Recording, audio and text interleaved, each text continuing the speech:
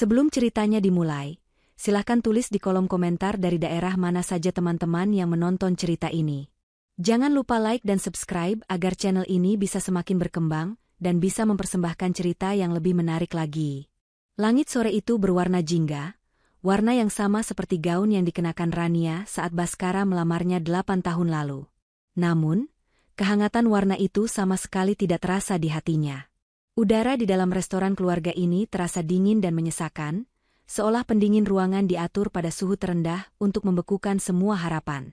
Ini aneh. Baskara, suaminya, tidak pernah suka makan di tempat seperti ini. Ia selalu memilih restoran mewah dengan daftar anggur yang panjang dan pelayan yang memanggilnya Tuan. Tapi hari ini, ia memilih tempat yang ramai dengan suara anak-anak dan aroma pizza yang baru dipanggang. Sebuah tempat yang normal. Terlalu normal hingga terasa seperti sebuah jebakan. Di seberang meja, Bintang, putri kecil mereka yang berusia 7 tahun, sedang asyik menggambar pelangi di atas kertas menu dengan krayon ungu. Tangan mungilnya bergerak lincah. Sesekali ia bersenandung kecil, dunia kecilnya penuh warna dan kebahagiaan, tidak menyadari awan gelap yang menggantung di atas kepala ibunya. Di samping Baskara, duduk seorang wanita yang tidak Rania kenal, namun ia tahu siapa wanita itu. Namanya Vera. Rania sudah melihat fotonya berkali-kali di ponsel suaminya yang tidak terkunci, foto-foto mesra di lobi hotel, di pantai, di dalam mobil. Vera memiliki rambut panjang berwarna coklat terang, bibir merah menyala, dan sepasang mata yang menatap Rania dengan tatapan predator. Ia mengenakan gaun ketat berwarna hitam yang harganya mungkin setara dengan biaya sekolah Bintang selama setahun. Kehadirannya di meja ini adalah sebuah deklarasi perang yang diucapkan tanpa suara. Baskara memintanya ikut dengan alasan, ada yang perlu diselesaikan bersama sebagai orang dewasa. Rania menurut, mencoba menjadi istri yang baik untuk terakhir kalinya, meski hatinya sudah remuk redam. Jadi, Rania, Baskara memulai pembicaraan, suaranya datar dan dingin seperti marmer. Ia bahkan tidak memandangnya, matanya tertuju pada gelas minumannya yang berembun. Aku tidak akan berbelit-belit. Hubungan kita sudah berakhir. Rania merasakan napasnya tercekat. Ia sudah menduganya, sudah merasakannya selama berbulan-bulan terakhir. Malam-malam yang dingin saat Baskara tidak pulang, aroma parfum asing di kemejanya, semua itu adalah pertanda. Tapi mendengarnya diucapkan secara langsung, di depan putrinya dan wanita simpanan suaminya, terasa seperti sebilah pisau es yang menusuk jantungnya perlahan. Ia tidak menjawab, hanya menatap suaminya, mencari sisa-sisa pria yang pernah berjanji akan menua bersamanya. Nihil. Pria di hadapannya adalah orang asing. Aku dan Vera akan menikah, lanjut Baskara. Kali ini ia melirik Vera yang tersenyum penuh kemenangan. Wanita itu dengan sengaja meletakkan tangannya di atas tangan Baskara yang tergenggam di meja. Sebuah pertunjukan kekuasaan yang terang-terangan.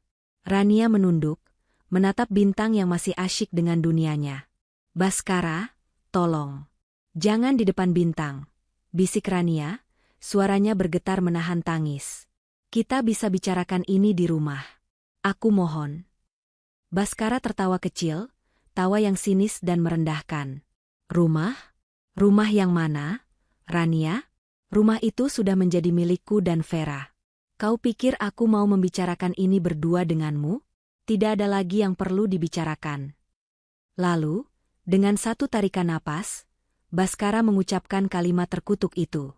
Kalimat yang akan selamanya terngiang di telinga Rania, menghantuinya dalam setiap mimpi buruk. Di hadapan kalian berdua, aku, Baskara Wijoyo, dengan sadar dan tanpa paksaan, menjatuhkan talak 3 kepadamu, Rania Adelia. Dunia Rania seakan berhenti berputar. Suara tawa anak-anak di sekitar mejanya meredup, denting sendok dan garpu menghilang. Yang tersisa hanyalah denging panjang di telinganya. Ia menatap Baskara, mulutnya sedikit terbuka, mencoba mengatakan sesuatu tapi tidak ada suara yang keluar. Napasnya terasa berat, dadanya sesak seolah ditimpa beban bertonton. Talak 3. Final. Tidak ada jalan kembali. Semua pengabdiannya selama 8 tahun, semua pengorbanannya meninggalkan karir cemerlangnya demi menjadi ibu rumah tangga. Semua itu berakhir di sebuah restoran keluarga yang berisik, diakhiri oleh 3 kata pendek yang tajam. Bintang, yang akhirnya menyadari keheningan ganjil di mejanya, mengangkat kepalanya. Krayon ungunya berhenti bergerak. Ia menatap wajah ibunya yang pucat pasi, lalu menatap ayahnya dengan mata polosnya yang besar dan jernih. "Ayah," panggilnya dengan suara kecil yang lembut. "Talak itu apa, Ayah?" Pertanyaan polos itu menusuk Rania lebih dalam dari pisau manapun. Pertanyaan itu adalah bukti nyata dari kekejaman Baskara. Baskara tersentak, wajahnya mengeras karena kesal. "Diam kamu, Bintang. Ini urusan orang dewasa," bentaknya kasar. Bintang terkejut. Bibirnya bergetar, matanya mulai berkaca-kaca. Ia belum pernah dibentak sekeras itu oleh ayahnya. Di tengah momen yang menyakitkan itu, sebuah suara tawa melengking memecah keheningan. "Vera." Wanita itu tertawa terbahak-bahak, menutup mulutnya dengan jemari lentiknya yang berhias ket kuku merah, seolah baru saja menyaksikan lelucon paling lucu di dunia. Tawa itu begitu keras, begitu menghina, menarik perhatian beberapa pengunjung di meja sekitar. Mereka mulai berbisik, menatap ke arah meja mereka dengan pandangan ingin tahu dan menghakimi. Vera mencondongkan tubuhnya ke arah Rania, matanya menyala penuh kemenangan. "Lihatlah dirimu, Rania," bisiknya, suaranya seperti desisan ular. "Menyedihkan. Kau pikir kau siapa? Tanpa suamiku, kau dan anakmu hanya akan jadi gembel di jalanan. Selamat menikmati hidup barumu yang menyedihkan." Rania hanya bisa mematung. Hinaan itu, tawa itu, tatapan orang-orang, dan isak tangis Bintang yang kini pecah, semua bercampur menjadi satu simfoni penderitaan yang memekakan telinga. Ia menarik Bintang ke dalam pelukannya, membenamkan wajah putrinya di dadanya agar ia tidak perlu melihat wajah kejam ayahnya dan wanita perusak itu. Ia bisa merasakan tubuh kecil Bintang bergetar hebat. Air mata panas mulai mengalir di pipi Rania, bukan lagi karena kesedihan, tapi karena amarah yang membara. Amarah yang begitu pekat hingga terasa seperti racun di dalam darahnya. Baskara dan Vera bangkit dari kursi mereka, siap untuk pergi, meninggalkan kehancuran di belakang mereka. Baskara bahkan tidak menoleh sedikitpun pada putrinya yang sedang menangis histeris. Saat mereka berjalan melewatinya, Rania mengangkat kepalanya. Matanya yang basah menatap lurus ke punggung Baskara. Di tengah isak tangis putrinya, di tengah rasa sakit yang merobek-robek jiwanya, sebuah sumpah terucap dalam hatinya. Sumpah yang diikat dengan darah dan air mata. Sumpah yang akan menjadi satu-satunya tujuan hidupnya mulai detik ini. Kalian boleh tertawa sekarang. Tertawalah sekeras yang kalian bisa. Karena tawa kalian hari ini, akan kubayar dengan tangisan kalian seumur hidup. Aku bersumpah atas nama setiap tetes air mata putriku. Perjalanan pulang terasa seperti perjalanan menuju tiang gantungan. Baskara menyetir dalam diam, wajahnya sekeras batu. Rania duduk di kursi belakang, memeluk Bintang yang sudah tertidur karena lelah menangis. Sisa-sisa air mata masih membasahi pipi mungilnya. Setiap kali mobil berhenti di lampu merah, Rania bisa melihat pantulan wajahnya di kaca jendela. Seorang wanita dengan mata bengkak, rambut berantakan, dan jiwa yang hancur. Ia tidak mengenali wanita itu. Wanita yang ia kenal adalah Rania yang ceria, Rania yang selalu punya solusi, Rania yang menjadi pondasi bagi keluarganya. Wanita di pantulan kaca itu adalah orang asing yang lemah dan kalah. Sesampainya di depan rumah megah yang pernah menjadi istananya, Baskara menghentikan mobil. Ia tidak mematikan mesin. "Turun," katanya singkat. "Ambil barang-barangmu. Aku beri waktu 30 menit. 1 koper. Hanya pakaianmu dan Bintang." "Baskara, ini juga rumahku." "Rumah Bintang," protes Rania lirih, suaranya serak. Baskara menoleh ke belakang, tatapannya menusuk tajam. "Rumah ini atas namaku, Rania. Semua di dalamnya kubeli dengan uangku. Kau tidak punya hak apapun di sini. Cepat, sebelum aku berubah pikiran dan menyuruh satpam menyeretmu keluar." Hati Rania terasa seperti diremas. Ia menggendong Bintang yang tertidur lelap, membawanya masuk ke dalam rumah untuk terakhir kalinya. Aroma familiar dari pengharum ruangan lavender yang selalu ia pasang menyambutnya, terasa seperti sebuah ironi yang menyakitkan. Vera sudah menunggu di ruang tamu, duduk di sofa dengan angkuh sambil memainkan ponselnya, seolah ialah sang ratu pemilik istana. Ia melirik Rania dengan senyum sinis. Dengan langkah gontai, Rania menaiki tangga menuju kamarnya dan kamar Bintang. Ia membuka lemari, tangannya bergetar saat memilih pakaian mana yang harus dibawa. Semua terasa salah. Setiap helai pakaian menyimpan kenangan. Gaun yang ia kenakan saat ulang tahun pernikahan kelima, sweater yang Bintang berikan sebagai hadiah hari ibu, semua terasa seperti serpihan masa lalu yang kini harus ia tinggalkan. Ia memasukkan beberapa pakaian dasar untuknya dan Bintang, mainan kelinci kesayangan putrinya, dan beberapa dokumen penting miliknya yang tersimpan di laci. Tepat saat ia sedang merapikan laci, tangannya menyentuh benda dingin dan kecil. Sebuah flash disk berwarna perak. Hadiah dari kantor Baskara setahun lalu. Rania ingat, ia pernah membantu Baskara memindahkan dan merapikan data-data proyek dari laptop lamanya ke laptop baru. Karena terburu-buru, Baskara menyuruhnya menyimpan saja flash disk itu. Tanpa pikir panjang, Rania memasukkannya ke dalam saku celananya. Mungkin ada foto-foto kenangan di dalamnya. 30 menit terasa seperti 3 detik. Baskara sudah berdiri di ambang pintu kamar, wajahnya tidak sabar. Waktu habis. Rania menyeret koper yang terasa begitu berat, bukan karena isinya, tapi karena beban kenangan yang ia bawa. Saat ia menuruni tangga, Vera sengaja menyilangkan kakinya, menghalangi jalan. Rania berhenti. Vera menatapnya dari atas ke bawah. Semoga beruntung menjadi gelandangan, ejeknya. Rania tidak menjawab. Ia hanya melangkah melewati wanita itu, keluar dari rumah itu, dan tidak pernah menoleh ke belakang lagi. Hujan deras tiba-tiba turun, seolah langit ikut menangisi nasibnya. Baskara hanya menurunkannya di depan gerbang kompleks perumahan. Lalu mobilnya melesat pergi, meninggalkan Rania dan Bintang di bawah guyuran hujan. Ia basah kuyup, memeluk Bintang erat-erat untuk melindunginya dari dingin. Dengan sisa tenaga yang ia punya, ia berjalan menuju jalan raya, mencari tempat berteduh. Ia mencoba menelepon beberapa kerabat dan teman dekatnya. Jawabannya selalu sama. Nada prihatin yang dibuat-buat, diikuti dengan berbagai alasan. Maaf ya, Rania. Bukannya tidak mau menolong, tapi suamiku ada urusan bisnis dengan Baskara. Kami tidak mau cari masalah, kata salah seorang sepupunya. Rania, sabar ya. Aku yakin ada jalan keluar. Tapi untuk sekarang, rumahku sedang penuh. Orang tuaku sedang menginap, ujar sahabatnya dari bangku kuliah. Dunia seakan berkonspirasi untuk menolaknya. Ia sendirian. Benar-benar sendirian. Akhirnya, dengan uang tunai yang tersisa di dompetnya, ia menyewa sebuah kamar di motel murah di pinggir kota. Kamarnya pengap, berbau asap rokok dan lembab. Spraynya terasa lengket dan ada noda di beberapa bagian. Lampunya berkedip-kedip seolah sekarat. Inilah titik terendahnya. Dari rumah mewah ke motel kumuh dalam waktu beberapa jam saja. Malam itu adalah malam terpanjang dalam hidup Rania. Bintang mulai demam tinggi. Tubuhnya panas dan ia terus mengigau memanggil ayahnya. Rania panik.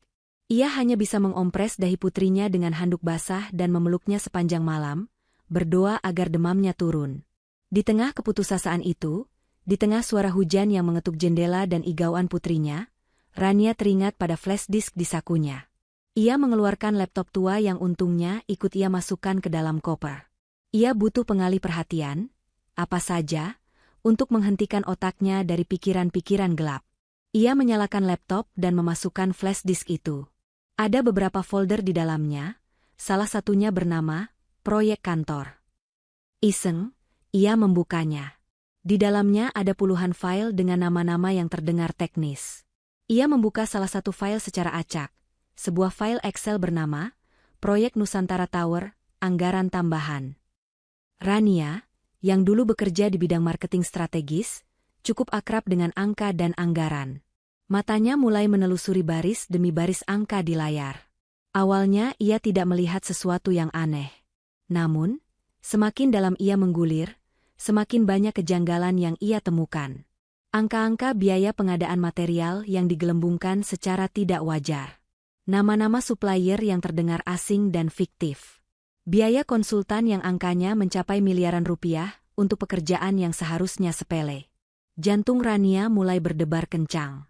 Ini bukan sekadar kesalahan ketik. Ini adalah sebuah pola. Pola korupsi yang sistematis dan terencana dengan rapi. Ia terus membuka file-file lainnya. Laporan kemajuan, email korespondensi, semua menunjukkan hal yang sama.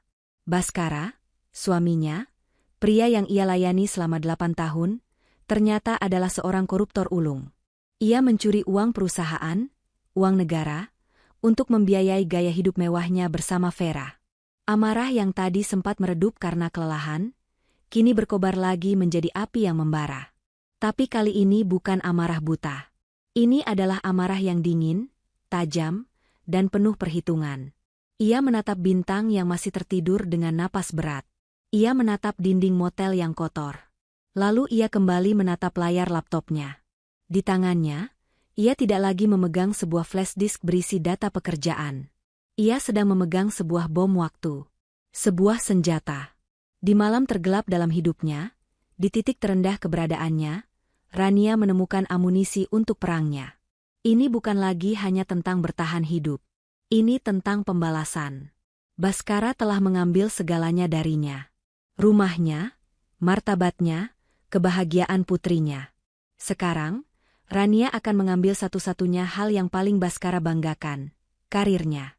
Ia akan menghancurkannya, membakarnya hingga menjadi abu, sama seperti Baskara telah membakar hati dan rumah tangganya. Malam itu, seorang istri yang terbuang telah mati, dan seorang pejuang yang pendendam telah lahir dari abunya. Hidup baru Rania dimulai di sebuah rumah kontrakan petak di gang sempit yang padat.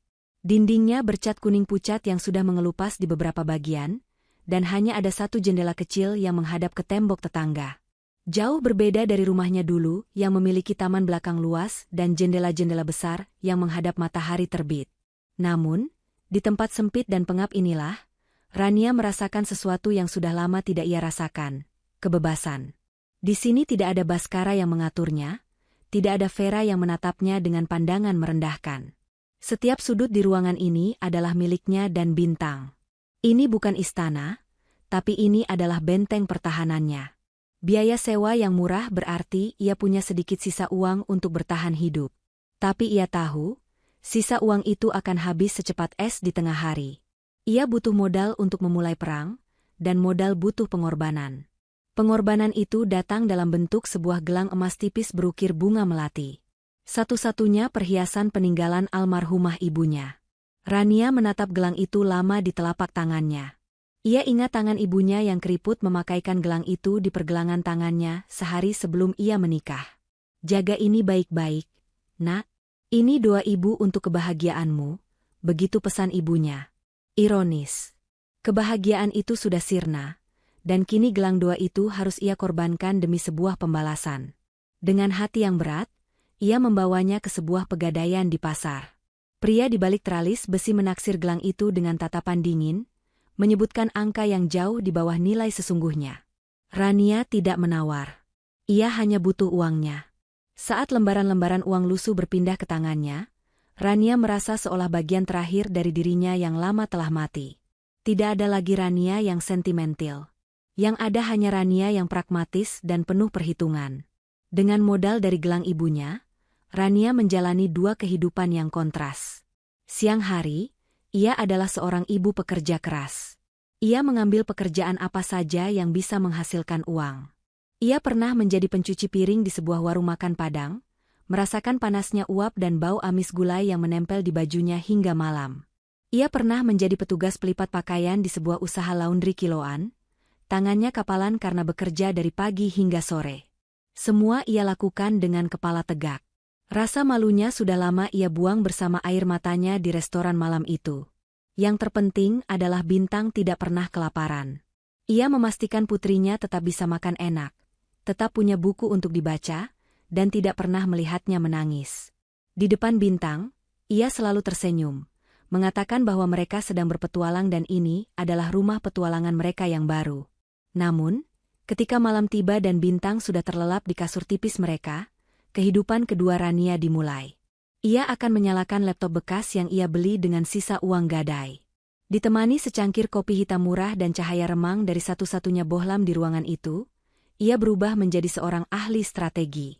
Wajahnya yang lelah karena bekerja seharian akan menajam, Matanya fokus menatap layar yang menampilkan deretan angka dan dokumen dari flash disk Bhaskara. Ia tidak lagi hanya melihatnya sebagai bukti korupsi. Ia membedahnya, mempelajarinya seperti seorang jenderal mempelajari peta pertempuran. Ia membuat bagan di buku tulis bintang yang sudah tidak terpakai, menggambar alur dana dari perusahaan utama, ke supplier fiktif, lalu ke rekening-rekening penampungan. Ia menelusuri jejak digital setiap orang yang terlibat, mencari kelemahan mereka. Malam demi malam ia bekerja, memetakan seluruh jaringan kebusukan suaminya. Ia menemukan bahwa Bhaskara tidak bekerja sendiri. Ada beberapa anak buahnya yang ikut menikmati aliran dana haram itu, dan yang paling penting, ada seorang pelindung di atasnya. Seorang pejabat pemerintah bernama Darmawan, pria yang sering Bhaskara sebut sebagai malaikat pelindung atau ATM berjalan. Rania sadar, hanya menyerang Bhaskara tidak akan cukup. Ia seperti pion catur. Untuk memenangkan permainan, ia harus menjatuhkan rajanya, atau setidaknya benteng yang melindunginya. Menjatuhkan Bhaskara akan membuatnya hancur. Tapi menjatuhkan Bhaskara dan Darmawan akan menciptakan ledakan skandal yang tidak akan bisa ditutupi oleh siapapun. Rencananya mulai terbentuk. Sebuah rencana sempurna dalam 3 tahap. Tahap pertama, ciptakan riak. Ia tidak akan langsung membongkar semuanya. Ia akan membocorkan sedikit informasi aneh ke media kecil, cukup untuk menimbulkan kecurigaan dan membuat para petinggi di perusahaan Bhaskara resah. Tahap kedua, hancurkan aliansi. Ia akan membuat Bhaskara dan pelindungnya saling curiga. Ia akan menyerang mereka dari samping, dari titik yang tidak mereka duga. Tahap ketiga, serangan final. Setelah fondasi mereka goyah dan mereka panik, ia akan melepaskan semua bukti yang ia miliki ke tangan yang tepat, memastikan kehancuran total tanpa ada kesempatan untuk pulih. Untuk melancarkan tahap kedua, ia butuh informasi lebih dalam tentang Darmawan. Suatu malam, saat sedang menelusuri email-email lama Bhaskara yang tersimpan di flash disk, ia menemukan sebuah utas email antara Bhaskara dan Darmawan. Mereka membicarakan pembagian keuntungan dari proyek. Di akhir email, Darmawan dengan sombongnya menulis, "Semua aman. Email pribadiku ini tidak mungkin bisa dilacak. Passwordnya tanggal lahir istri pertamaku yang sudah kuceraikan. Siapa juga yang masih ingat perempuan tua itu?" Sebuah kesombongan yang akan menjadi kehancurannya. Rania tersenyum dingin.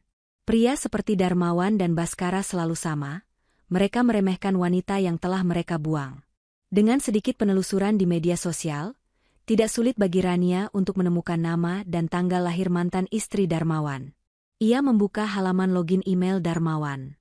Tangannya sedikit gemetar. Ini adalah langkah paling berbahaya. Jika gagal, jejak digitalnya bisa terlacak. Tapi jika berhasil, ia akan mendapatkan akses ke jantung pertahanan musuh. Ia mengetikkan alamat email, lalu di kolom password, ia memasukkan kombinasi tanggal, bulan, dan tahun lahir wanita yang telah dilupakan itu. Ia menekan tombol enter. Selama beberapa detik yang terasa seperti selamanya, layar hanya menampilkan halaman loading. Jantung Rania berdebar begitu kencang, hingga ia bisa mendengarnya di telinganya sendiri. Lalu, klik. Halaman itu terbuka. Kotak masuk email pribadi Darmawan terpampang di hadapannya. Penuh dengan bukti perselingkuhan, pemerasan, dan kesepakatan-kesepakatan kotor lainnya yang jauh lebih besar dari sekadar proyek Nusantara Tower. Rania menutup mulutnya, menahan pekik kemenangan. Ternyata, menghancurkan Bhaskara bukan hanya sebuah pembalasan dendam pribadi. Ini sekaligus akan menjadi gerbang neraka bagi banyak orang berkuasa lainnya. Dan Rania memegang kuncinya. Pekerjaan serabutan tidak akan bisa membiayai perangnya. Rania tahu ia harus membangun sesuatu yang lebih stabil. Sesuatu yang lahir dari keahliannya sendiri. Ia teringat pada resep rendang warisan neneknya, resep yang selalu dipuji oleh semua orang yang mencicipinya. Di dapur kontrakannya yang sempit, dengan peralatan masak seadanya, sebuah ide bisnis lahir. Dapur Bunda Bintang. Nama yang sederhana, nama yang menyimpan semua alasan mengapa ia harus berjuang. Dengan sisa-sisa uang terakhirnya, ia membeli daging dan bumbu berkualitas di pasar subuh. Ia memasak sepanjang hari, aroma rempah yang kaya memenuhi ruangan peta itu, kontras dengan kepahitan hidup yang sedang ia jalani. Ia tidak punya uang untuk promosi. Senjatanya adalah media sosial dan grup percakapan para ibu di lingkungan sekitarnya. Ia memotret rendangnya dengan kamera ponselnya yang retak, lalu mengunggahnya dengan tulisan sederhana, "Rendang asli Minang, resep warisan, dimasak dengan cinta. Siap antar untuk makan siang Anda." Awalnya sepi. Hanya beberapa teman lama yang memesan karena kasihan. Tapi Rania tidak menyerah. Setiap pesanan ia layani dengan sempurna. Ia membungkusnya dengan rapi, menambahkan secari kertas dengan tulisan tangan, "Terima kasih dan selamat menikmati," dan mengantarkannya sendiri menggunakan ojek online. Ia memastikan setiap pelanggan merasa istimewa. Perlahan tapi pasti, dari mulut ke mulut, nama dapur Bunda Bintang mulai dikenal. Orang-orang bukan lagi membeli karena kasihan, tapi karena rendangnya memang luar biasa lezat. Pesanan mulai datang dari kantor-kantor kecil, dari arisan ibu-ibu, dari anak kos yang rindu masakan rumah. Rania harus bangun pukul 3 pagi setiap hari untuk belanja ke pasar, memasak hingga siang, lalu mengemas dan mengatur pengiriman hingga sore. Malam harinya, setelah Bintang tidur, barulah ia membuka laptop perangnya. Tubuhnya lelah luar biasa. Punggungnya sakit, tangannya kasar. Tapi setiap kali melihat Bintang bisa makan dengan lahap, setiap kali ada ulasan positif dari pelanggan, energinya seolah terisi kembali. Ia tidak hanya sedang membangun bisnis, ia sedang membangun kembali harga dirinya, sepotong demi sepotong. Titik baliknya datang 3 bulan kemudian. Sebuah perusahaan swasta di pusat kota memesan 100 porsi untuk acara bulanan mereka. Itu adalah pesanan terbesarnya. Rania panik sekaligus gembira. Ia bekerja seperti orang gila selama 2 hari 2 malam, dibantu oleh seorang ibu tetangganya yang ia bayar harian. Pesanan itu sukses besar. Pihak perusahaan sangat puas hingga mereka menawarkan kontrak untuk menjadi penyedia makan siang karyawan tetap setiap hari. Kontrak itu adalah sebuah anugerah. Ia kini memiliki pendapatan yang stabil dan cukup besar. Uang dari kontrak itu tidak ia gunakan untuk pindah ke kontrakan yang lebih baik atau membeli pakaian baru. Prioritasnya jelas. Ia menyisihkan sebagian besar untuk ditabung, lalu sebagian kecil ia gunakan untuk menyewa seorang profesional. Ia bukan lagi Rania naif yang percaya pada kebaikan dunia. Ia butuh bukti nyata, bukti yang tidak bisa disangkal di pengadilan. Ia mengatur sebuah pertemuan rahasia di kedai kopi yang sepi dengan seorang penyelidik swasta bernama Heru, seorang mantan polisi yang direkomendasikan oleh salah satu pelanggan setianya. Heru adalah pria parubaya dengan wajah keras dan mata yang seolah bisa melihat menembus kebohongan. Ia menatap Rania dengan skeptis saat Rania menjelaskan misinya. "Ini berbahaya, Bu. Ibu melawan orang besar," kata Heru, suaranya berat. "Saya tahu," jawab Rania tenang. Ia mengeluarkan sebuah amplop berisi uang muka dan sebuah map tipis. "Ini bukan uang yang banyak, tapi ini semua yang saya punya untuk sekarang. Di dalam map itu adalah semua data awal yang saya kumpulkan. Alur dana, nama-nama yang terlibat, dan jadwal pertemuan rutin antara target saya, Baskara, dengan salah satu subkontraktornya yang saya curigai sebagai perantara suap. Saya tidak butuh Anda mencari kesalahan dari nol. Saya butuh Anda berada di tempat yang tepat, di waktu yang tepat, dengan sebuah kamera. Saya butuh bukti fisik." Heru membuka map itu dan matanya membelalak sedikit. Riset yang dilakukan Rania begitu detail dan rapi. Ini bukan pekerjaan amatir. Ia menatap Rania lagi, kali ini dengan sorot mata yang berbeda. Ada kekaguman di sana. "Baik, Bu. Saya ambil pekerjaan ini," katanya tegas. Hari-hari berikutnya terasa penuh ketegangan. Sambil terus menjalankan bisnisnya yang semakin berkembang, pikiran Rania selalu tertuju pada misi Heru. Setiap dering telepon membuatnya terlonjak. Sementara itu, ia menggunakan sedikit keuntungan bisnisnya untuk membuat Bintang bahagia. Ia membelikan putrinya seragam sekolah baru, karena yang lama sudah kekecilan. Ia mengajak Bintang makan es krim di akhir pekan. Momen-momen kecil itu menjadi bahan bakarnya. Tawa Bintang adalah pengingat mengapa ia harus memenangkan perang ini. 2 minggu kemudian, sebuah email masuk ke ponselnya. Subjeknya singkat, "Paket terkirim." Pengirimnya adalah Heru. Jantung Rania berdebar kencang. Ia menunggu hingga Bintang tertidur, baru ia berani membuka laptopnya. Ia mengunduh file yang terlampir di email itu. Sebuah folder berisi beberapa file gambar beresolusi tinggi. Ia mengklik file pertama. Gambar itu menunjukkan sebuah area parkir basement yang remang-remang. Di sana, berdiri Bhaskara, mengenakan kemeja mahal yang Rania kenali. Ia tampak gelisah, terus menoleh ke kanan dan ke kiri. Di gambar kedua, seorang pria gemuk yang Rania kenali sebagai si subkontraktor dari data proyek, menghampirinya sambil membawa tas kerja. Di gambar ketiga, gambar yang paling penting, Bhaskara terlihat jelas sedang menyerahkan sebuah amplop coklat tebal kepada pria itu. Gambar keempat dan kelima menunjukkan pria itu membuka amplop, memperlihatkan tumpukan uang di dalamnya, lalu mereka berjabat tangan. Rania memperbesar gambar itu. Wajah Bhaskara, ekspresinya, amplop tebal itu, semuanya tertangkap dengan sangat jelas. Ini dia. Peluru perak yang akan ia gunakan untuk menembus jantung karir Bhaskara. Senyum dingin yang penuh kepuasan tersungging di bibir Rania. Ia tidak merasa seperti korban lagi.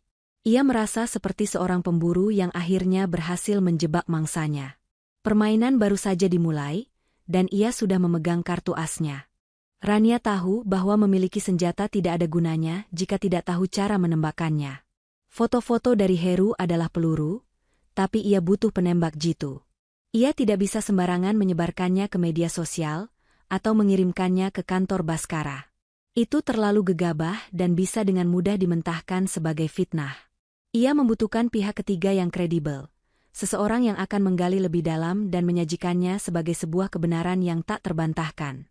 Pilihannya jatuh pada seorang jurnalis investigasi bernama Budi Santoso. Rania sudah lama mengikuti tulisan-tulisannya di sebuah portal berita independen yang terkenal berani dan tidak memihak. Budi memiliki reputasi sebagai anjing pelacak yang tidak akan berhenti sebelum menemukan tulang belulangnya. Dengan hati-hati, Rania menciptakan sebuah identitas samaran. Ia membeli kartu SIM baru yang langsung ia buang setelah dipakai, dan membuat sebuah alamat email dengan nama anonim, sumber terpercaya 86. Dari sebuah warung internet di sudut kota yang ramai, ia mulai menyusun email pertamanya untuk Budi. Ia tidak melampirkan foto-foto dari Heru. Itu adalah kartu trufnya, terlalu berharga untuk dimainkan di awal. Sebaliknya, ia melampirkan beberapa dokumen kunci dari flash disk Bhaskara, file anggaran Nusantara Tower yang sudah ia tandai bagian-bagian yang digelembungkan, dan daftar nama supplier fiktif beserta alamat palsu mereka. Pesannya singkat dan memancing rasa penasaran. Kepada Bapak Budi Santoso. Saya adalah salah satu orang dalam di proyek Nusantara Tower. Ada penyelewengan dana besar-besaran yang diatur oleh manajer proyek, Bhaskara Wijoyo. Saya lampirkan beberapa bukti awal. Jika Anda tertarik, masih banyak yang bisa saya berikan. Keselamatan saya terancam, jadi mohon jaga kerahasiaan ini. Periksa aliran dana dari supplier-supplier yang saya tandai. Anda akan menemukan sesuatu yang menarik. Setelah menekan tombol, kirim, Rania langsung keluar dari warung internet itu. Jantungnya berdebar kencang. Ia sudah melempar umpan, sekarang ia hanya bisa menunggu apakah ikan besar itu akan memakannya. Hari-hari berikutnya terasa menyiksa. Di satu sisi, bisnis dapur Bunda Bintang sedang di puncak. Pesanan terus mengalir, membuatnya sibuk dari fajar hingga senja. Ia bahkan harus menyewa satu ruangan lagi di sebelah kontrakannya untuk dijadikan dapur produksi yang lebih layak. Namun di tengah kesibukan itu, pikirannya selalu melayang ke kotak masuk email anonimnya. Setiap notifikasi di ponselnya membuat ia terlonjak. Setelah 3 hari yang terasa seperti 3 tahun, balasan itu akhirnya datang. Dari Budi Santoso. Isinya bahkan lebih singkat dari email Rania. Saya tertarik. Kirimkan sisanya. Rania tersenyum. Ikannya memakan umpan. Tapi ia tidak langsung mengirimkan semuanya. Ia memainkan permainannya dengan sabar. Ia mengirimkan informasi secara bertahap, potongan demi potongan, membuat Budi semakin penasaran dan semakin dalam terjerat dalam kasus ini. Ia memberikan petunjuk tentang rekening penampungan, lalu petunjuk tentang keterlibatan anak buah Bhaskara. Setiap kali Budi memverifikasi satu informasi dan menemukannya benar, kepercayaannya pada si sumber terpercaya semakin kuat. 2 minggu kemudian, badai pertama itu datang. Sebuah artikel muncul di portal berita tempat Budi bekerja. Judulnya tidak bombastis, tapi tajam, kejanggalan anggaran proyek Nusantara Tower, aroma markup dan supplier fiktif. Artikel itu tidak menyebut nama Baskara secara langsung, tapi dengan jelas menunjuk posisi manajer proyek sebagai pihak yang paling bertanggung jawab. Artikel itu dianalisis dengan data yang akurat, mempertanyakan mengapa biaya pengadaan baja bisa membengkak 30% dalam 3 bulan, dan mengapa beberapa alamat supplier ternyata adalah lahan kosong. Di apartemen mewahnya, Baskara membaca artikel itu sambil tertawa meremehkan. Dasar jurnalis miskin, cari sensasi saja, katanya pada Vera yang sedang melakukan manikur. Ini hanya berita sampah, besok juga orang sudah lupa. Vera, yang sedang memilih warna cat kuku, mengangkat wajahnya. Alisnya yang terbentuk sempurna sedikit berkerut. Tapi sayang, artikelnya sudah dibagikan di grup sosialitaku. Beberapa teman bertanya padaku. Ini memalukan. Sudah, jangan dipikirkan. Biar pengacara perusahaan yang mengurusnya, sahut Baskara enteng, sama sekali tidak menyadari bahwa ini bukan sekadar riak kecil, melainkan tanda-tanda awal tsunami. Namun, Baskara salah. Artikel itu tidak dilupakan orang. Justru sebaliknya. Berkat analisis data yang kuat, artikel itu menjadi viral di kalangan aktivis anti korupsi dan pengamat kebijakan publik. Media-media yang lebih besar mulai mengutipnya, dan nama proyek Nusantara Tower mulai menjadi sorotan negatif. Para investor mulai bertanya-tanya. Dewan direksi perusahaan, yang sebagian besar adalah orang-orang tua yang sangat menjaga citra, mulai panik. Mereka tidak suka publisitas buruk.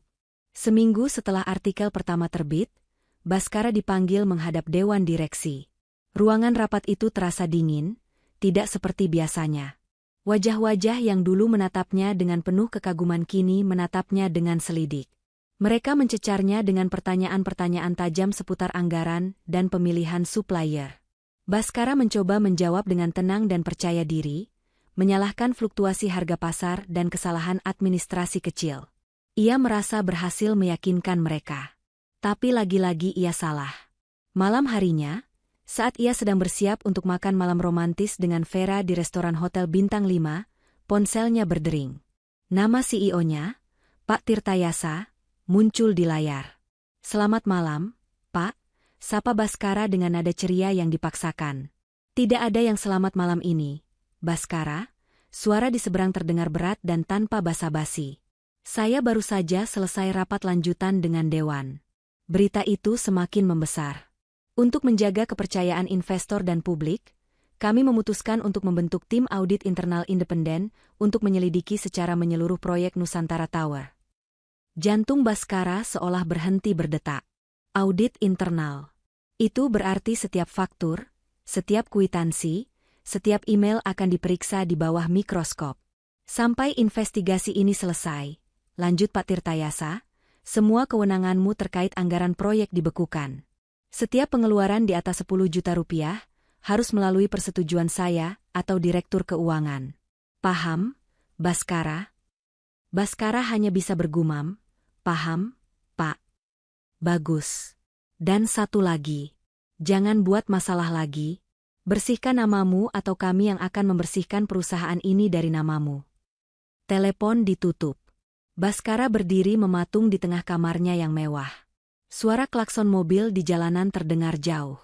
Di hadapannya, Vera sedang mencoba gaun malam baru yang berkilauan. "Sayang, aku cantikkan pakai gaun ini?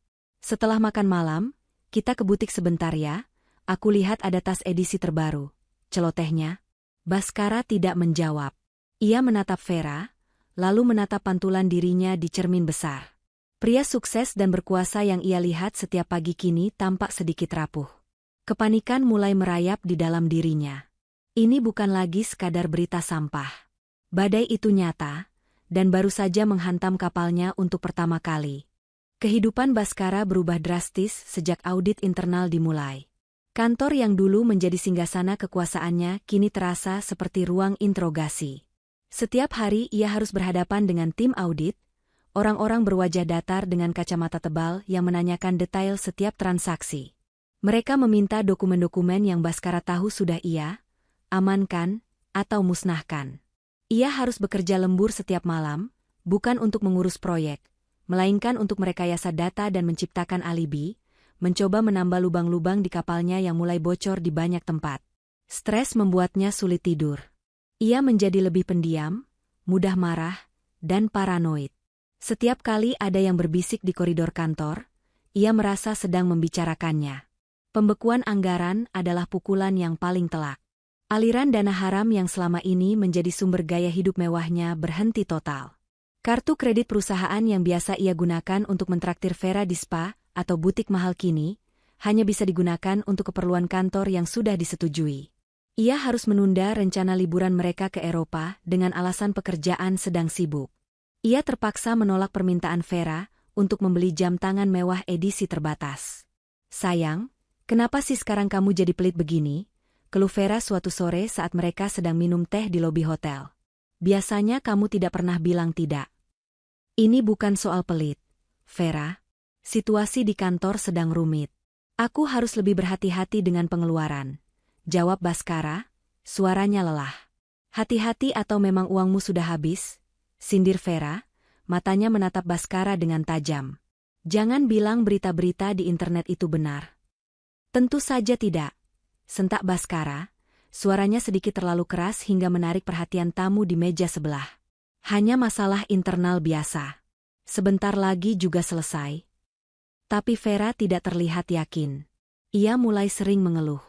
Keluhan tentang liburan yang batal, tentang mobil sport yang ia inginkan tak kunjung dibelikan, tentang lingkaran sosialitanya yang mulai memandangnya aneh. Ia tidak pernah menawarkan dukungan atau bertanya tentang beban pekerjaan Baskara. Keluhannya selalu berpusat pada satu hal, kemewahan yang mulai berkurang. Tawa riangnya yang dulu selalu terdengar di setiap sudut apartemen, kini semakin jarang terdengar, digantikan oleh helaan napas panjang dan sindiran-sindiran sinis. Sementara dunia Baskara menyusut dan meredup, dunia Rania justru semakin mekar dan bercahaya. Dapur Bunda Bintang tidak lagi hanya melayani pesanan online. Berkat kontrak besar dari perusahaan swasta itu, Rania memiliki modal yang cukup untuk menyewa sebuah ruko kecil di pinggir jalan yang cukup strategis. Ia merenovasinya menjadi sebuah rumah makan sederhana yang bersih dan nyaman. Kini, ia tidak hanya punya dapur produksi yang layak, tapi juga sebuah tempat di mana pelanggan bisa datang dan makan langsung. Setiap hari, rumah makannya ramai dikunjungi karyawan-karyawan dari perkantoran sekitar saat jam makan siang. Dengan penghasilan yang jauh lebih stabil dan besar, Rania akhirnya bisa memberikan kehidupan yang lebih baik untuk putrinya. Ia menyewa sebuah rumah mungil di komplek perumahan yang asri dan tenang. Rumah itu memiliki 2 kamar tidur dan halaman belakang kecil yang ditumbuhi rumput hijau. Saat pertama kali Bintang melihat halaman itu, matanya berbinar. "Ibu, aku bisa main lari-larian di sini," serunya gembira. Momen itu membayar lunas semua kerja keras dan air mata Rania. Malam pertama di rumah baru mereka, Rania membelikan Bintang tempat tidur baru dengan sprei bergambar kartun kesukaannya. Untuk pertama kalinya setelah berbulan-bulan, Bintang memiliki kamarnya sendiri. Melihat Bintang tertidur pulas di kamar barunya yang nyaman, dengan senyum terkembang di bibirnya, Rania merasakan kebahagiaan yang murni dan dalam. Ini adalah istana mereka yang sesungguhnya, istana yang ia bangun dengan tangannya sendiri, bukan dengan uang hasil menipu. Kontras antara kehidupannya kini dengan penderitaan Baskara terasa begitu manis. Sebuah pembalasan dendam yang ia nikmati dalam diam. Hubungan Baskara dan Vera mencapai titik terendahnya pada suatu malam. Baskara baru saja pulang setelah 12 jam diinterogasi oleh tim audit. Kepalanya pening, tubuhnya remuk. Ia hanya ingin berbaring dalam diam. Namun, ia mendapati Vera sedang mondar-mandir di ruang tamu dengan wajah marah. "Dari mana saja kamu? Aku telepon dari tadi tidak diangkat," sembur Vera tanpa bertanya kabar suaminya. "Aku sibuk, Vera. Ada rapat panjang," jawab Baskara sambil melonggarkan dasinya. "Rapat? Atau kamu sudah tidak punya uang lagi untuk membelikanku hadiah ulang tahun?" Vera menunjuk ke meja, di mana tidak ada kado atau kejutan apapun. Hari itu adalah hari ulang tahunnya. Di tengah kekacauan hidupnya, Baskara benar-benar lupa. Baskara memijat pelipisnya. "Maaf, aku lupa. Besok kita beli kadonya, ya?" "Besok? Semua temanku pamer hadiah dari pasangannya hari ini. Ada yang dapat mobil, ada yang dapat berlian. Dan aku tidak dapat apa-apa. Kamu benar-benar membuatku malu. Baskara, pekik Vera, suaranya melengking. Kesabaran Baskara habis. Semua stres, tekanan, dan ketakutan yang ia pendam selama berminggu-minggu akhirnya meledak. Malu? Kamu bilang malu? Teriaknya, wajahnya memerah karena amarah. Setiap hari aku berjuang di kantor untuk membersihkan kekacauan ini, dan yang kamu pikirkan hanya hadiah dan rasa malu? Kamu tidak pernah sekalipun bertanya bagaimana perasaanku, apakah aku baik-baik saja. Memangnya kenapa aku harus peduli? Itu kan masalahmu sendiri. Balas Vera tak mau kalah. Tugasku adalah tampil cantik di sampingmu, dan tugasmu adalah memastikan aku punya semua yang aku butuhkan untuk itu. Kalau kamu tidak sanggup lagi, untuk apa aku bersamamu? Kata-kata itu menghantam Baskara seperti hantaman godam. Ia menatap Vera dengan nanar, seolah baru pertama kali melihat wajah asli wanita di hadapannya. Wajah cantik itu kini terlihat begitu buruk rupa, dipenuhi oleh keserakahan dan keegoisan. Jadi, ini semua hanya tentang uang? Tanya Baskara lirih, suaranya bergetar. Vera tertawa sinis, tawa yang sama sekali tidak merdu. Tentu saja aku cuma mau uangmu. Kamu pikir aku mau sama kamu kalau kamu miskin? Aku tidak mendaftar untuk hidup susah denganmu, Baskara. Aku meninggalkan kehidupanku yang nyaman demi kamu karena kamu menjanjikan istana, bukan gubuk derita. Hening. Kata-kata terakhir Vera menggantung di udara, beracun dan mematikan. Baskara terdiam, napasnya tercekat. Ilusi yang selama ini ia bangun di sekeliling Vera hancur berkeping-keping. Wanita yang ia puja, yang demi dirinya ia menghancurkan keluarganya, ternyata tidak lebih dari seorang parasit berwajah cantik. Ia teringat pada tawa kemenangan Vera di restoran malam itu, saat Rania dan Bintang menangis. Tawa itu kini terdengar seperti lonceng kematian di telinganya. Tawa dalam hidupnya, secara resmi, telah pudar. Langit Jakarta yang biasanya abu-abu karena polusi tampak begitu cerah dari jendela rumah makan Rania. Ironis, karena ia sedang bersiap melepaskan badai tergelap dalam hidup Baskara. Sudah sebulan sejak artikel pertama terbit. Tim audit internal telah membuat Baskara dan para kroninya di dalam perusahaan panik. Mereka sibuk menutupi jejak, memalsukan dokumen, dan saling menyalahkan dalam bisik-bisik di belakang pintu tertutup. Media terus mengendus, mencium bau darah di air. Rania tahu, inilah momen yang tepat. Tanah di bawah kaki Baskara sudah gembur dan retak. Saatnya ia membelahnya hingga ke inti bumi. Ia mengirimkan email terakhirnya kepada Budi Santoso dari warung internet yang berbeda, lebih jauh dari rumahnya. Pesannya kini penuh dengan otoritas. Saya punya bukti visual yang tidak terbantahkan. Sebuah foto transaksi suap. Dan saya juga punya bukti aliran dana, akhirnya mengalir ke seorang pejabat tinggi. Ini akan menjadi berita terbesar dalam karir Anda. Kita bertemu. Satu kali saja. Bawa perekam suara, jangan bawa kamera. Datang sendiri. Ia menentukan lokasi dan waktu. Pujasera di sebuah mal tua yang tidak terlalu ramai pada jam 3 sore, saat orang-orang sudah kembali bekerja. Ia tahu Budi akan datang. Seorang jurnalis sejati tidak akan pernah bisa menolak umpan seperti ini. Rania mempersiapkan dirinya dengan cermat. Ia mengenakan jaket longgar, topi yang menutupi sebagian besar wajahnya, kacamata hitam besar, dan masker. Ia terlihat seperti orang kebanyakan, tidak akan ada yang memperhatikannya. Di dalam tasnya, ada sebuah flash disk baru, bersih, yang hanya berisi 3 hal, folder foto-foto dari Heru, sebuah file PDF yang merangkum alur dana korupsi secara sederhana lengkap dengan nomor rekening dan nama, dan sebuah rekaman layar dari email Darmawan yang menunjukkan percakapan paling memberatkan.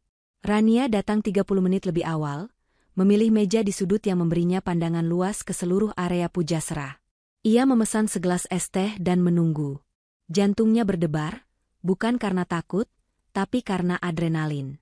Tepat pukul 3, ia melihat Budi Santoso masuk. Pria itu datang sendiri, matanya bergerak waspada, memindai setiap sudut ruangan. Rania mengiriminya pesan singkat dari ponsel sekali pakainya. Meja nomor 23. Di sudut. Budi berjalan ke arahnya dan duduk di hadapannya. Ia tampak tegang. Anda, sumber terpercaya? Tanyanya pelan. Rania hanya mengangguk, tidak bersuara. Ia mendorong flash disk itu ke seberang meja. Semua ada di dalamnya. Katanya, suaranya sengaja ia serak-serakan agar berbeda dari suara aslinya. Foto serah terima uang suap. Bukti transfer ke perusahaan cangkang milik pejabat Darmawan. Dan beberapa korespondensi email mereka yang saya dapatkan. Ini lebih besar dari sekadar Baskara. Ini skandal nasional. Mata Budi melebar di balik kacamatanya saat mendengar nama Darmawan disebut. Ia meraih flash disk itu seolah benda itu terbuat dari emas murni. Kenapa Anda melakukan ini? Apa motif Anda? Tanyanya. Rasa penasarannya sebagai jurnalis mengalahkan kehati-hatiannya. Rania menatap lurus ke mata Budi. Anggap saja, katanya dengan suara dingin yang menusuk, saya tidak suka melihat tikus-tikus berpesta pora di lumbung padi milik rakyat. Ia kemudian bangkit. Jangan coba mencari saya. Setelah ini, saya menghilang. Publikasikan beritanya, dan biarkan keadilan bekerja. Tanpa menunggu jawaban, Rania berbalik dan berjalan cepat, melebur dalam keramaian dan menghilang. 2 hari kemudian, bom itu meledak. Portal berita tempat Budi bekerja merilis laporan investigasi mendalam mereka. Kali ini bukan lagi artikel biasa, melainkan sebuah liputan khusus multiplatform. Judulnya terpampang besar di halaman depan situs web mereka, ditulis dengan huruf kapital berwarna merah, Korupsi Nusantara Tower, jejaring pejabat dan pengusaha kotor terbongkar. Laporan itu begitu menghancurkan. Di bagian paling atas, terpampang foto paling jelas dari Heru, momen ketika Baskara menyerahkan amplop tebal kepada si subkontraktor. Wajah mereka sengaja sedikit dikaburkan untuk alasan hukum, tapi postur tubuh, pakaian, dan lokasi sudah cukup bagi siapapun yang mengenal mereka untuk tahu siapa orang-orang di dalam foto itu. Di bawahnya, Budi menjabarkan dengan detail yang mematikan seluruh alur korupsi, lengkap dengan bagan-bagan yang mudah dimengerti, bukti transfer, dan kutipan-kutipan dari email Darmawan yang menunjukkan bagaimana ia mengatur semuanya dari atas. Dampaknya seketika dan dahsyat. Berita itu menyebar seperti api di musim kemarau. Semua stasiun televisi nasional membahasnya di program berita pagi mereka. Nama Baskara Wijoyo dan Darmawan menjadi trending topik di media sosial, dipenuhi dengan caci maki dan hujatan. Harga saham perusahaan konstruksi tempat Baskara bekerja anjlok lebih dari 40% dalam beberapa jam pertama pembukaan bursa saham. Para investor panik. Telepon di kantor pusat tidak berhenti berdering. Menjelang siang, Dewan Direksi menggelar konferensi pers darurat.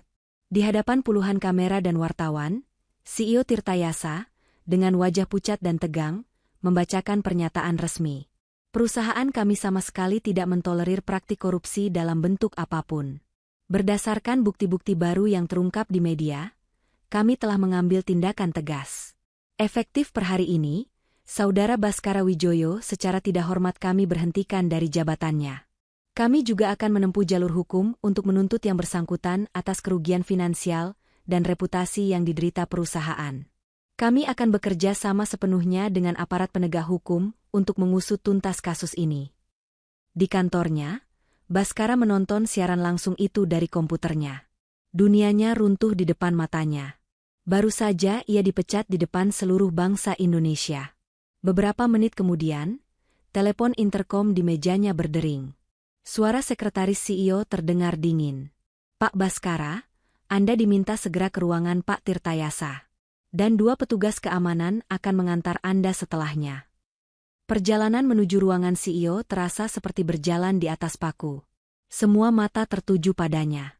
Tatapan mereka yang dulu penuh hormat kini berganti menjadi campuran antara jijik, kasihan, dan rasa ingin tahu. Di dalam ruangan, Pak Tirtayasa tidak menatapnya. Ia hanya mendorong 2 pucuk surat ke arah Baskara. 1 surat pemecatan resmi. 1 lagi surat somasi dari tim pengacara perusahaan. Ambil barang-barang pribadimu. Keamanan akan mengantarmu sampai keluar gedung, kata Pak Tirtayasa tanpa emosi. Baskara kembali ke ruangannya seperti robot. Ia memasukkan beberapa bingkai foto dan piala penghargaan ke dalam sebuah boks kardus. Semua terasa surreal. 2 orang satpam berbadan tegap sudah menunggunya di depan pintu. Mereka mengikutinya seperti bayangan saat ia berjalan keluar, melewati meja-meja para staf yang dulu selalu membungkuk hormat padanya. Kini mereka hanya diam, berpura-pura sibuk dengan pekerjaan mereka. Ini adalah puncak penghinaan bagi seorang pria yang membangun hidupnya di atas citra dan status.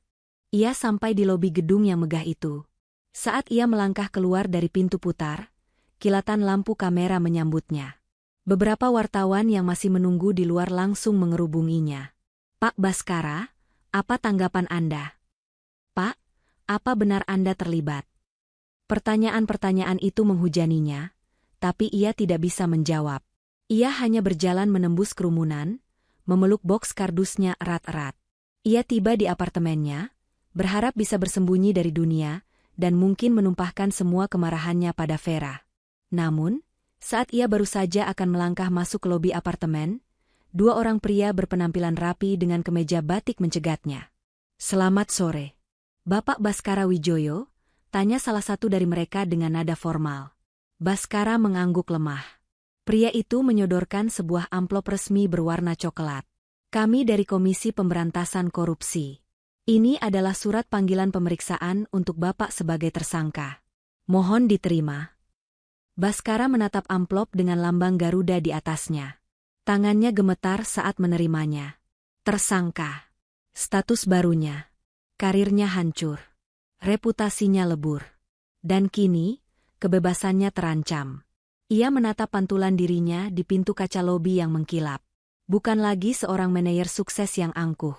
Yang ia lihat hanyalah seorang pecundang yang hancur berkeping-keping.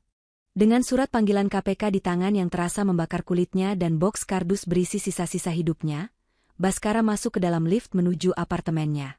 Pikirannya kosong. Ia merasa seperti sedang berada di dalam mimpi buruk yang panjang. Ia hanya ingin semua ini berakhir.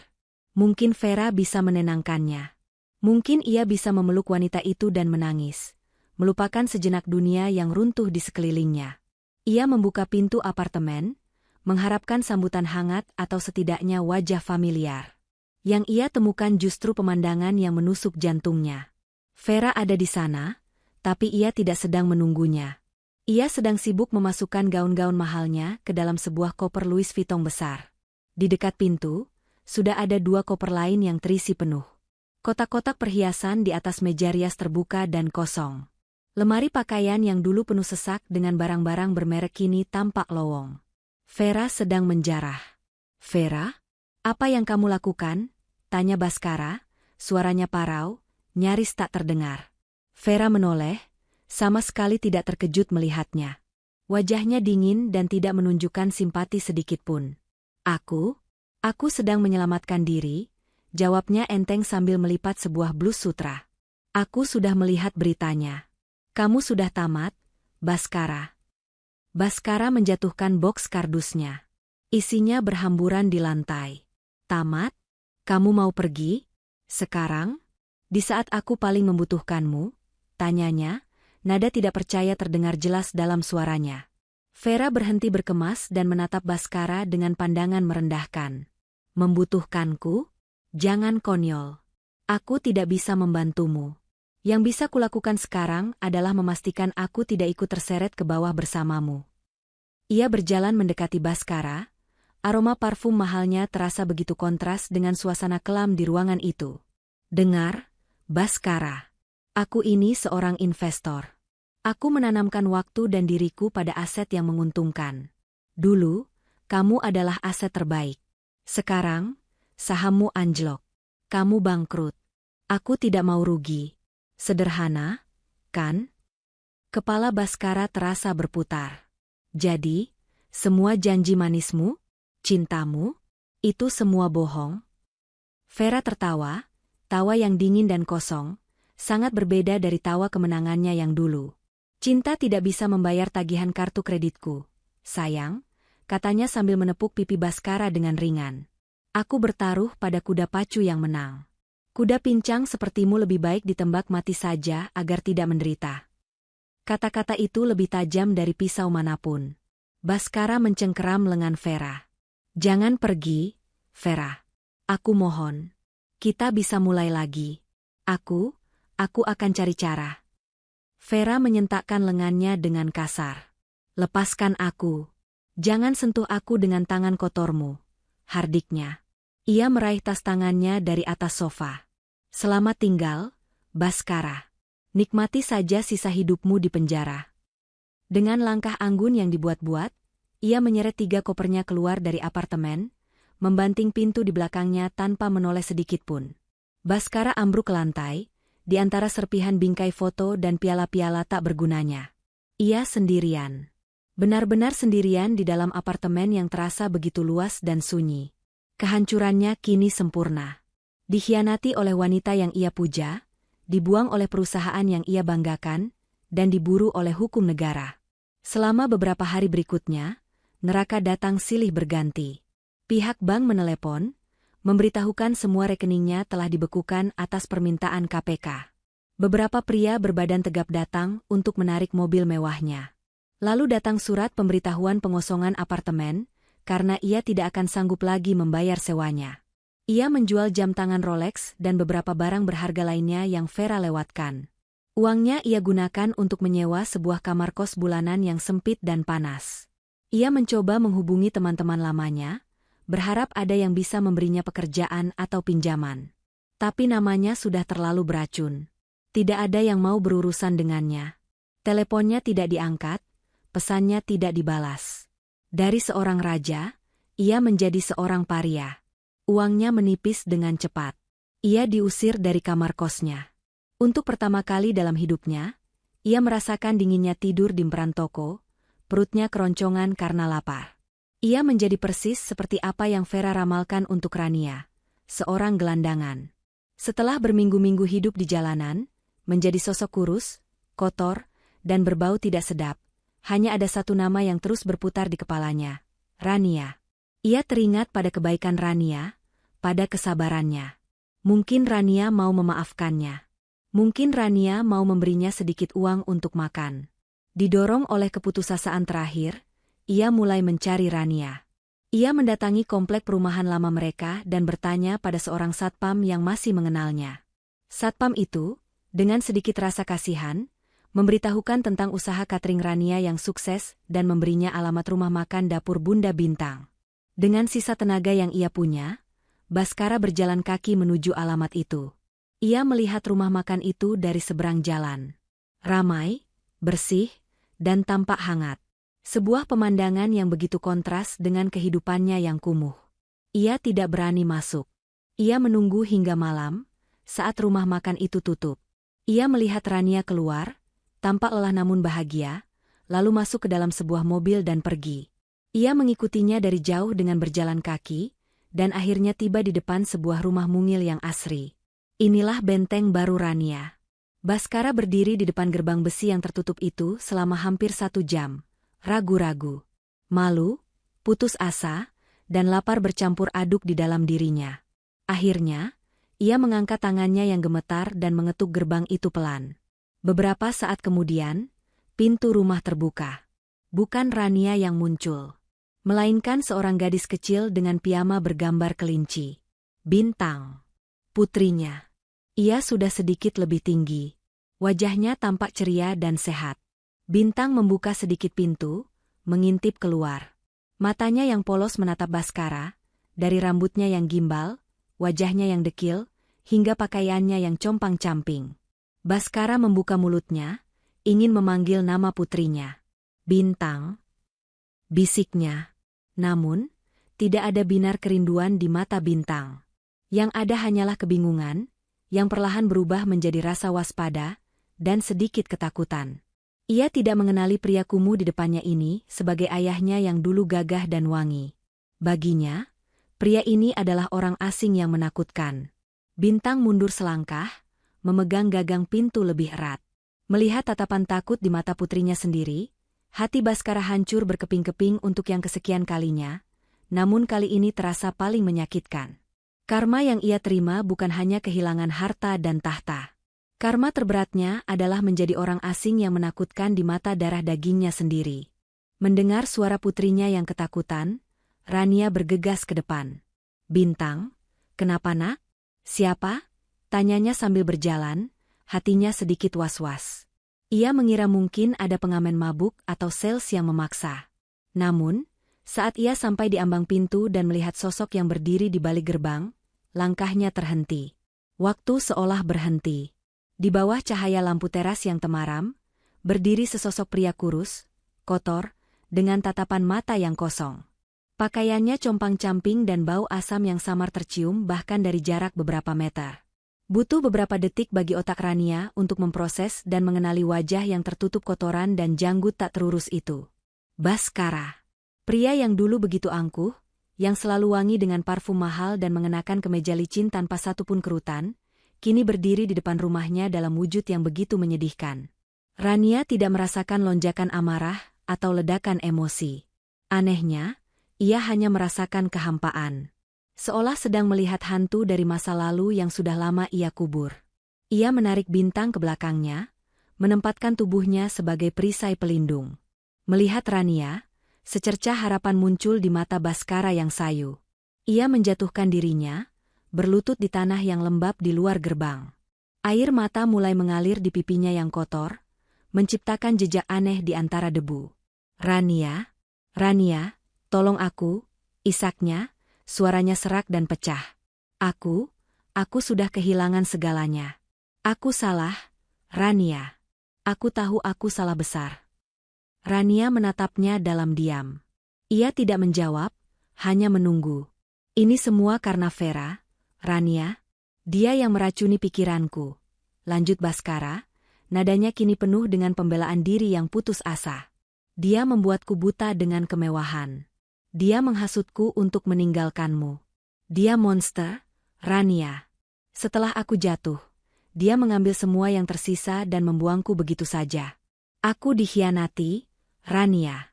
Dikhianati. Rania mendengarkan rentetan tuduhan itu dengan ekspresi yang tidak berubah. Ia melihat dengan jelas. Pria di hadapannya ini tidak datang untuk meminta maaf atas kesalahannya. Ia datang untuk berkeluh kesah tentang penderitaannya sendiri. Ia tidak menyesal telah menyakiti Rania dan Bintang. Ia hanya menyesal karena rencananya gagal dan ia harus menanggung akibatnya. Ia masih menyalahkan orang lain. Aku mohon, Rania.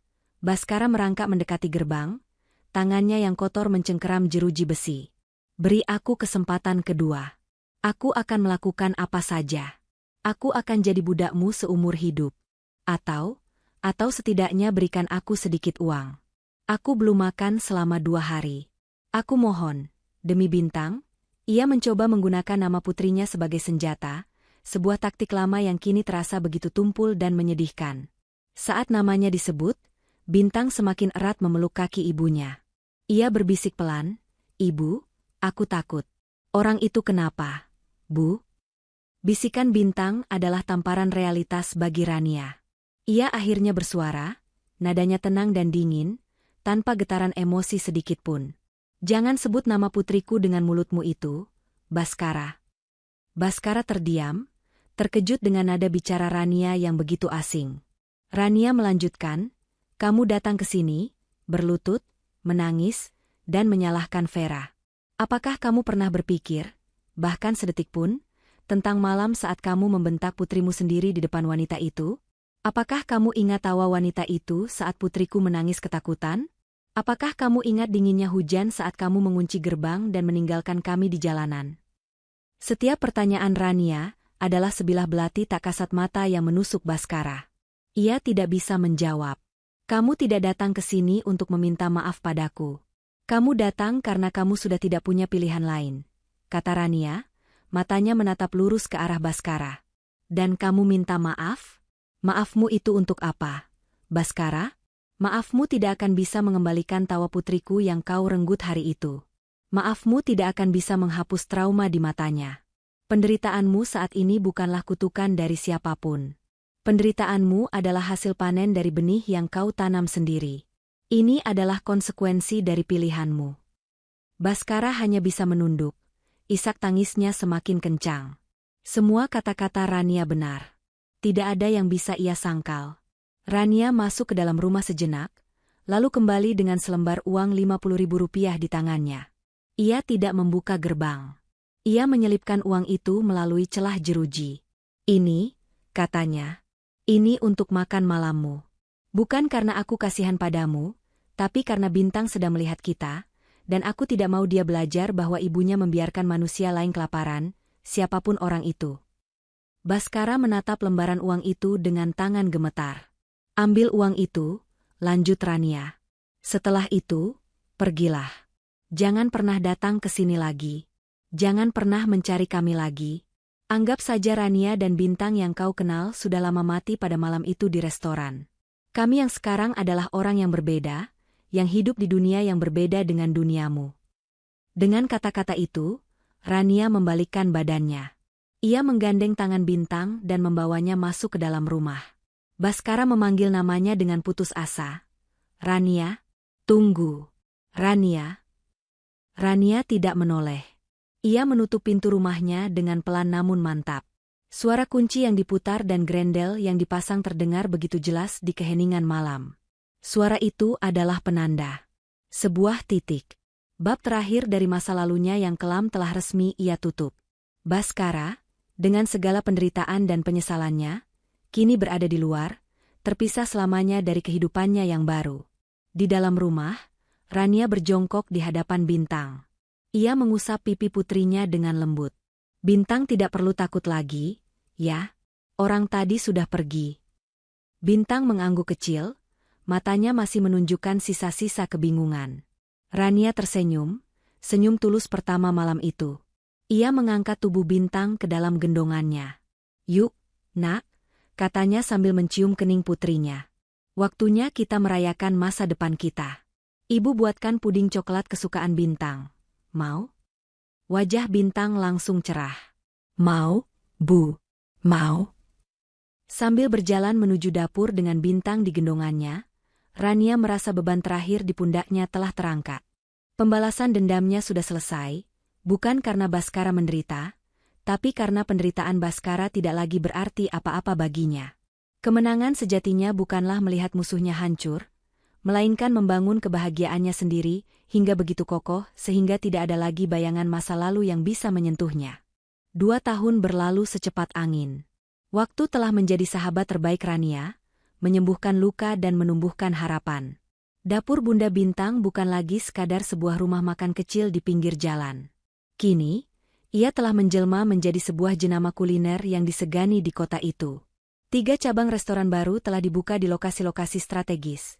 Sebuah dapur pusat yang modern dibangun untuk menjaga kualitas, dan layanan cateringnya menjadi langganan tetap perusahaan-perusahaan besar serta acara-acara pernikahan. Rania, wanita yang pernah dibuang dan direndahkan, kini adalah seorang CEO dan pengusaha wanita yang sukses. Fotonya beberapa kali muncul di majalah bisnis lokal sebagai sosok inspiratif. Namun, kesuksesan Rania tidak diukur dari jumlah cabang restorannya atau saldo di rekening banknya. Kesuksesan terbesarnya tercermin dalam 2 hal. Pertama, dalam tawa Bintang yang kini berusia 9 tahun. Bintang tumbuh menjadi gadis kecil yang cerdas, percaya diri, dan penuh empati. Ia tidak lagi memiliki tatapan takut atau bingung. Ia adalah seorang anak yang tahu bahwa ia dicintai tanpa syarat. Kedua, kesuksesan Rania tercermin dalam program, mulai dari dapur, yang ia dirikan. Sebuah yayasan kecil yang memberikan pelatihan keterampilan memasak, manajemen keuangan, dan pemasaran digital gratis bagi para ibu tunggal yang kurang mampu. Ia menggunakan pengalamannya untuk memberdayakan wanita-wanita lain, membantu mereka membangun kemandirian agar tidak ada lagi Rania-Rania lain yang harus merasakan keputusasaan yang pernah ia alami. Ia mengubah rasa sakitnya menjadi kekuatan bagi orang lain. Di sisi lain dunia, karma bekerja dengan caranya yang lambat namun pasti. Baskara, setelah menjalani hukuman penjara selama 1,5 tahun karena perannya sebagai saksi kunci yang bekerja sama dengan pihak berwenang, akhirnya bebas. Namun kebebasan terasa seperti penjara yang lebih luas. Ijazah dan pengalamannya tidak ada artinya, karena namanya sudah masuk daftar hitam di mana-mana. Ia berakhir bekerja sebagai kuli bangunan di sebuah proyek apartemen, ironisnya membangun gedung-gedung yang dulu pernah ia kelola dari balik meja mahoni. Setiap hari ia mengangkat semen di bawah terik matahari, kulitnya menghitam, tubuhnya pegal-pegal. Ia tinggal di sebuah bedeng sempit bersama para pekerja lain. Suatu sore, saat sedang beristirahat, ia melihat sebuah spanduk besar tergantung di seberang jalan. Spanduk sebuah seminar kewirausahaan wanita, dengan foto Rania yang tersenyum anggun sebagai pembicara utamanya. Ia menatap spanduk itu lama, sementara nasi bungkus murah di tangannya terasa hambar. Itulah potret dari dunia yang telah ia buang, dunia yang kini tak akan pernah bisa ia gapai kembali. Vera tidak lebih baik nasibnya. Setelah ditipu habis-habisan oleh kekasih barunya, ia terjerat dalam lingkaran setan utang. Kecantikannya yang dulu menjadi modal utama kini, luntur oleh stres dan gaya hidup yang keras. Reputasinya sebagai wanita spesialis perusak rumah tangga ternyata menyebar lebih cepat dari yang ia duga. Tidak ada lagi pria kaya dan terhormat yang mau mendekatinya. Ia berakhir bekerja sebagai wanita pemandu lagu di sebuah bar karaoke kelas bawah yang remang-remang. Suatu malam, ia sedang merayu seorang tamu setengah baya yang mabuk, berharap bisa mendapatkan uang tip yang besar. Namun, tamu itu justru mendorongnya dengan kasar. "Jangan sentuh aku. Aku tahu siapa kamu. Kamu itu si Vera pembawa sial, kan? Pergi sana," usirnya. Vera hanya bisa menelan ludah, hinaan itu terasa lebih menyakitkan daripada tamparan. Ia melihat pantulan dirinya di cermin bar yang kusam. Wanita dengan riasan tebal yang mulai luntur, mencoba menutupi keputusasaan di matanya. Ia telah kehilangan segalanya karena ia tidak pernah memiliki apapun selain wajah dan tubuhnya. Cerita ini tidak berakhir di sana. Cerita ini berakhir di sebuah pantai berpasir putih saat senja. Rania dan Bintang sedang berlibur, merayakan ulang tahun Bintang yang ke-10. Bintang berlari-lari riang di tepi air, tertawa lepas saat ombak kecil menggeliti kakinya. Rania duduk di atas tikar, memandangi putrinya dengan tatapan penuh cinta. Angin laut yang sejuk meniup kerudung sederhananya. Ia telah memaafkan masa lalunya, bukan untuk Baskara, tapi untuk dirinya sendiri. Memaafkan adalah cara ia melepaskan rantai terakhir yang mengikatnya pada penderitaan. Bintang berlari menghampirinya dan duduk di pangkuannya, memeluknya erat. "Terima kasih ya, Bu, liburannya." Bintang senang sekali. Rania balas memeluk putrinya. "Sama-sama, sayang. Ibu juga senang." Mereka duduk dalam diam, memandangi matahari yang perlahan tenggelam di ufuk barat, melukis langit dengan warna jingga, ungu, dan emas. Pemandangan yang begitu indah dan damai. Di momen itu, Rania menyadari sesuatu. Pembalasan dendam terbaik bukanlah melihat Baskara dan Vera menderita. Penderitaan mereka adalah urusan mereka dengan takdir. Pembalasan dendam terbaik, kemenangan yang paling mutlak, adalah momen ini, duduk di pantai yang indah, memeluk putrinya yang bahagia, dengan hati yang damai dan masa depan yang cerah membentang di hadapannya. Ia telah berhasil mengubah setiap tetes air matanya menjadi berlian yang menghiasi mahkota kehidupannya yang baru. Matahari telah terbenam, menandai berakhirnya satu hari, namun bagi Rania dan Bintang, ini adalah pemandangan matahari terbit yang abadi.